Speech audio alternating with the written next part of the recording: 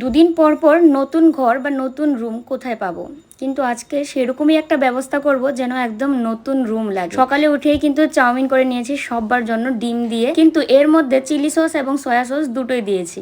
তো যাকে খাওয়া দাওয়া শেষ করে নিয়ে কিছুক্ষণ একটু রেস্ট নিয়ে লেগে পড়লাম ঘরের কাজে। এই পুরনো ঘরটাকে একদম নতুন ঘরের মতো অনুভূতি আনতেই কিন্তু এত চেষ্টা। তো এই যে দেখো, খাটের যত কিছু রয়েছে সব কিছুই দুজনে মিলে নামিয়ে নিচ্ছি।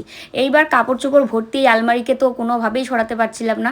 তারপরে দেখে খাটের সঙ্গে একদম পুরো লেগেছিল, তো সেটাকেও আলাদা করে বের করে নিয়েছি দুজনে মিলে। ঘরের জিনিসপত্র যদি এদিক সেদিক করা যায় তাহলে দেখবে ঘরের থেকে কত নোংরা বেরিয়ে যায়। ঘরটা দারুণ সুন্দর পরিষ্কারও হয়। আর মিকি ওর বিছানা নিয়ে ভীষণ চিন্তিত যে আমার আবার বিছানা সরিয়ে দেবে না তো। আমাদের যেমন কাপড় চোপড় তোলা থাকে তেমনি মিকির খেলনা তোলা ছিল। ওকে একটা খেলনা দিয়ে ওর মনটাকে শান্ত করা হলো। তারপরে এই যে দেখো, বিছানায় সবকিছু সুন্দর করে আবার পেতে নিচ্ছি।